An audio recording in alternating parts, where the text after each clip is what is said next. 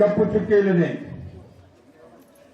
ಏನು ಅರಿಯದಿರ್ತಕ್ಕಂಥ ಮುದ್ದಿನ ಮಕ್ಕಳನ್ನ ಒಳ್ಳೆ ರೀತಿಯಿಂದ ಶಿಕ್ಷಣವನ್ನು ಕೊಟ್ಟು ಅವರಿಗೆ ಮುಂದಿನ ದಾರಿದೀಪವಾಗಿ ಮಾಡಿರ್ತಕ್ಕಂಥ ಮಹಾತಾಯಿ ಇವತ್ತು ಅವರು ವಯೋನಿವೃತ್ತಿ ಹೊಂದಿದ ಪ್ರಯುಕ್ತವಾಗಿ ಒಂದು ಸನ್ಮಾನ ಸಮಾರಂಭವನ್ನು ಹಾಕೊಂಡಿದ್ದಾರೆ. ಈ ಸಮಾರಂಭದ ಮುಖ್ಯ ಅತಿಥಿಗಳು ಕೆಪಿಸಿಸಿಯ ಸದಸ್ಯರಾಗಿರ್ತಕ್ಕಂಥ ಸನ್ಮಾನ್ಯ ಶ್ರೀ ನೀಲಕಂಠರಾವ್ ಮುಡಿಗೇಜಿ ಅವರೇ, ಇನ್ನೋರ್ವ ಮಾಜಿ ಮಾತವರಾಗಿರ್ತಕ್ಕಂಥ ನಮ್ಮ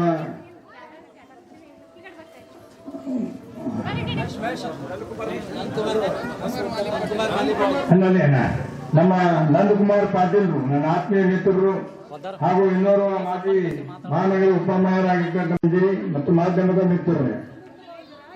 ಇವತ್ತು ತಮಗೆಲ್ಲ ಗೊತ್ತಿದೆ, ಒಬ್ಬ ಮನುಷ್ಯ ಹುಟ್ಟಿದ ಮೇಲೆ ಅವನ ಜೀವನ ಪರ್ಯಂತವಾಗಿ ಮಾಡಿರ್ತಕ್ಕಂಥ ಸಾಧನೆಗಳು.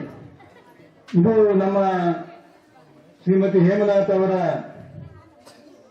ಅವರು ಈ ಸರ್ಕಾರಿ ಸೇವೆಯಲ್ಲಿ ಸೇರಿಕೊಂಡಾಗಿನಿಂದ ಒಂದು ಶಾಲಾ ಮುಖ್ಯೋಪಾಧ್ಯಾಯರಾಗಿ ಒಳ್ಳೆ ಕೆಲಸ ಮಾಡಿರ್ತಕ್ಕಂಥ ಇವತ್ತು ಅದರಿಂದ ನಿವೃತ್ತಿ ಹೊಂದಿದ್ದಾರೆ.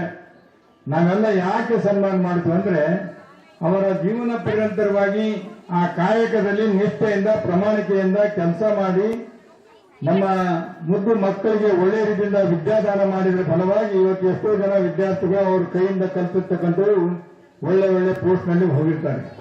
ಅವರು ಅವರ ಆತ್ಮಕ್ಕೆ ಒಂದು ಸಂತೋಷ, ನಾನು ಕಲಿಸಿದ ಮಕ್ಕಳು ಇವತ್ತು ಹೆಮ್ಮರವಾಗಿ ಬೆಳೆದು ಬೇರೆ ಬೇರೆ ಕೆಲಸದಲ್ಲಿ ಹೋಗಿದ್ದಾರೆ ಅಂತ ಹೇಳಿ. ಮನುಷ್ಯನಿಗೆ ಜೀವನದಲ್ಲಿ ಇದಕ್ಕಿಂತ ಹೆಚ್ಚಿನ ಆನಂದ ಯಾವುದೂ ಸಿಗೋದಿಲ್ಲ. ಯಾಕಂದ್ರೆ ಪೂರ್ತಾರವರು ನಾವು ಸುಮಾರು 30 ವರ್ಷದಿಂದ 3 ಪಕ್ಕದಲ್ಲೇ ಬಹಳ ಸಣ್ಣ ಚಿಕ್ಕ ವಯಸ್ಸಿಂದ ಎಲ್ಲರೂ ಕಲ್ತೇ ಇರ್ತಕ್ಕಂಥವ್ರು ನಾನು ಬಹಳಷ್ಟು ಸಲ ಅವ್ರ ಮನೆಗೆ ಕೂಡ ಬಂದಿದ್ದೇನೆ. ಅವ್ರು ನೋಡಿ ಎಂಥದ್ದು ಮನುಷ್ಯನ ಜೀವನದಲ್ಲಿ ಒಳ್ಳೆ ಮನುಷ್ಯನ ಆಗ್ಬೇಕಾದ್ರೆ 4 ಭಾಗ್ಯಗಳು ಮುಖ್ಯ. ಒಂದು ಆರೋಗ್ಯ ಭಾಗ್ಯ. ಓದಾರ ನೋಡೋದಾದ್ರೆ ಸಣ್ಣ ಹುಡುಗ ಅಂದಂಗೆ ಆತ. ನಮ್ಮ ವಯಸ್ಸು ಅವನು 67 68 ಇರ್ಬೇಕು ಅವನು. ನಾವಿಬ್ರು ಒಂದೇ ವಾರಿಗಿದ್ದೀವಿ. ಅಮ್ಮವರು ಕೂಡ ಇಬ್ರು ಆರೋಗ್ಯವಾಗಿದ್ದಾರೆ ಮತ್ತು ಸಂಪತ್ತು ಭಾಗ್ಯನೂ ಕೂಡ ಇದೆ. ಚೆನ್ನಾಗಿ ಏನಪ್ಪಾ ಅಂದ್ರೆ ಅಮ್ಮವ್ರ ನೌಕರಿಯಿಂದ ಸಂಪತ್ತು ಭಾಗ್ಯ ಅದನ್ನು ಕೂಡ ದೇವರು ಭಗವಂತ ಕೊಟ್ಟಿದ್ದಾನೆ. ಇನ್ನು ಮಕ್ಕಳ ಭಾಗ್ಯ ಅವ್ರ ಮೂತಿನಂತ ಮಕ್ಕಳು ಕೆಲಸ ಮಾಡ್ತಾ ಇದ್ದಾರೆ, ಮಕ್ಕಳ ಭಾಗ್ಯ ಕೂಡ ಚೆನ್ನಾಗಿದೆ. ಅಧಿಕಾರ ಭಾಗ್ಯ ಅವರು ಈಗಾಗಲೇ ಅಮ್ಮವ್ರ ಅಧಿಕಾರದಲ್ಲಿ ಇಬ್ರು ಇವತ್ತು ನಿವೃತ್ತಿ ಹೊಂದಿದ್ದಾರೆ. ನಮ್ಮ ಹೋದಾರ್ ಏನ್ ಹೇಳ್ತಾನಂದ್ರೆ ನಾನು ಪುಣ್ಯಕ್ಕೆ ನನ್ನ ಸೊಸೆಯವ್ರನ್ನ ಒಳ್ಳೆಯವ್ರು ಸಿಕ್ಕಾರ ಅಂತ ಹೇಳ್ತಾನೆ. ಅದನ್ನು ಒಂದು ಭಾಗ್ಯನೇ. ಇವತ್ತು ನಾಳೆ ಒಳ್ಳೆಯ ಮಕ್ಕಳಿಗೆ ಒಳ್ಳೆಯ ಸಸ್ಯರು ಸಿಗೋದು. ಇಂಥ ಒಂದು ಎಲ್ಲ ಭಾಗ್ಯಗಳನ್ನ ಪಡೆದಿರ್ತಕ್ಕಂಥ ಮನೋಹರ್ ಪದ್ದಾರ್ ಅವರು ಮತ್ತು ಶ್ರೀಮತಿ ಪದ್ದಾರ್ ಅವರು ಇವರು ಪುಣ್ಯವಂತರಿದ್ದಾರೆ. ಎಲ್ಲ ಭಾಗ್ಯಗಳನ್ನ ಕಾಪಾಡಿಕೊಂಡು ಇವತ್ತು ಈ ಒಂದು ವಯೋನಿವೃತ್ತಿಯಲ್ಲಿ ಭಾಗವಹಿಸಿದ್ದಾರೆ. ಅನೇಕ ಅಪಾರ ಬಳಗ ಕೂಡ ಯಾವತ್ತೂ ಪದ್ದಾರ್ ಅಂದ್ರೆ ಮನೆಗೆ ಹೋಗೋರಿಗೆ ಮಾತಾಡಿಸ್ತಾರೆ. ಎಲ್ಲರ ಕಡೆ ಏನಪ್ಪ ಅಂದ್ರೆ ಒಂದು ಹೆಲ್ಪಿಂಗ್ ನೇಚರ್. ಏನೇ ಕೆಲಸ ಇದ್ರು ಕೂಡ ಬಹಳ ಮನುಷ್ಯನ ತಗೊಂಡು ಯಾವುದೇ ಕಾರ್ಯಕ್ರಮದಲ್ಲಿ ಹೋಗಿ ಕೂತ್ನಂದ್ರೆ ಎಲ್ಲ ಮುಗಿಸತನ ಎಲ್ಲಿಗೆ ಹೋಗಲ್ಲ. ಅವನ ಬಳಿ ಅಂತ ಹುಟ್ಟು ಗುಣನೇ ಅದ ಮೊದಲಿಂದ. ಅದಕ್ಕಾಗಿ ಇವತ್ತು ಇಷ್ಟೊಂದು ಜನ ಸಾಗರ ಸೇರಿರ್ತಕ್ಕಂಥದ್ದು ಬಹಳ ಒತ್ತಡದ ಮಧ್ಯದಲ್ಲಿ ನಾವಿದ್ದೀವಿ. ಯಾಕಂತ ತಮ್ಗೆ ಗೊತ್ತಿದೆ, ಇನ್ನೊಂದು ಡಿಜಿ ಸಾಗರದ ಒಂದು ಸಾಹಿತ್ಯ ಸಮ್ಮೇಳನ ಇದೆ, ಸರ್ಕಾರದ ಗಲಾಟೆ ಇದೆ. ಇವೆಲ್ಲ ಮಧ್ಯದಲ್ಲಿ ನಾವು ನೀಲಕಂಠ ಮುಲಿಗೆಯವರು ಅರ್ಜೆಂಟ್ ಅನ್ಕೊಂಡು ಹೋಗ್ಬೇಕಾಗಿದೆ. ನಾನು ಹೋಗ್ತೇನೆ, ಮುಲಿಗೆಯವರು ಕೂಡ ಮಾತನಾಡಿ ಬರ್ತಾರೆ.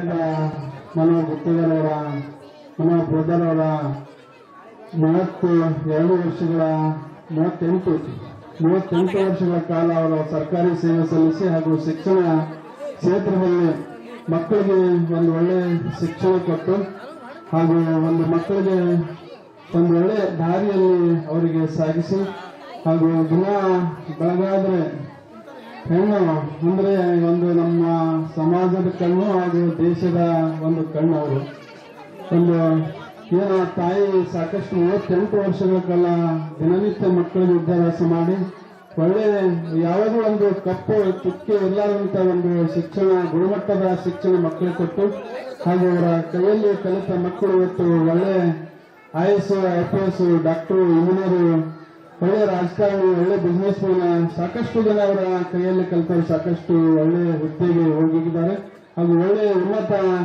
ಶಿಕ್ಷಣ ಕೂಡ ಅವರ ಕೈಯಲ್ಲಿ ಕಲಿತಿದ್ದಾರೆ. ಹಾಗೂ ಅವರ ಜೀವನದಲ್ಲಿ 38 ವರ್ಷ ಸಾಕಷ್ಟು ದೊಡ್ಡ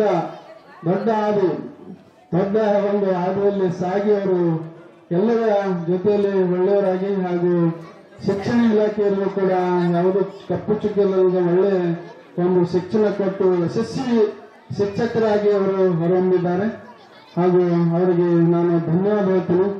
ಇವತ್ತು ಮನೋಹರ್ ಪೊದ್ದಾರ್ ಅವರು ಕೂಡ ಎಲ್ಲ ಸಮಾಜದವ್ರ ಜೊತೆಗೆ ಬೆರೆತು ಒಳ್ಳೆ ಎಲ್ಲ ಒಂದು ಕರ್ಣೇಶ್ವರ ಕಾಲನಿ ಮತ್ತು ಇಡೀ ಗುಲ್ಬರ್ಗ ಜನತೆಯ ಜೊತೆಗೆ ಎಲ್ಲಾ ಸಮಾಜದವರ ಜೊತೆಗೆ ಒಳ್ಳೆ ಒಂದು ನಯ ವಿನಯದಿಂದ ಅವರು ನಡೆದುಕೊಂಡು ಮನೋಹರ್ ಪೊದ್ದಾರ್ ಕೂಡ ಸಾಕಷ್ಟು ಒಂದು ಹೆಸರು ಮಾಡಿಕೊಂಡಿದ್ದಾರೆ. ಎಲ್ಲರ ಜೊತೆಗೆ ಒಳ್ಳೆಯ ಒಂದು ಪ್ರೀತಿ ಬಾಂಧವ್ಯ ಅವರು ಕೂಡ ಹೊಂದಿದ್ದಾರೆ. ಹಾಗೂ ಇದೇ ರೀತಿ ಮುಂದೆ ಇವತ್ತು ನಿವೃತ್ತಿ ಕಾರ್ಯಕ್ರಮ, ವಯೋನಿವೃತ್ತಿ ಕಾರ್ಯಕ್ರಮ ಹಾಗೂ ಮನೋಹರ್ ಪೊದ್ದಾರ್ ಅವರ ಶ್ರೀಮತಿ ಹೇಮಲತಾ ತಾಯಿಯವರಿಗೆ ನಾನು ಒಳ್ಳೆ ಒಂದು ಮುಂದಿನ ದಿನಗಳಲ್ಲಿ ಒಳ್ಳೆ ಒಂದು ಆಯುಷ್ಯ, ಆರೋಗ್ಯ, ಸಂಪತ್ತು ಅವರು 100 ಕಾಲ ಬದುಕಲಿ ಅಂತ ನಾನು ಹಾರೈಸ್ತೇನೆ.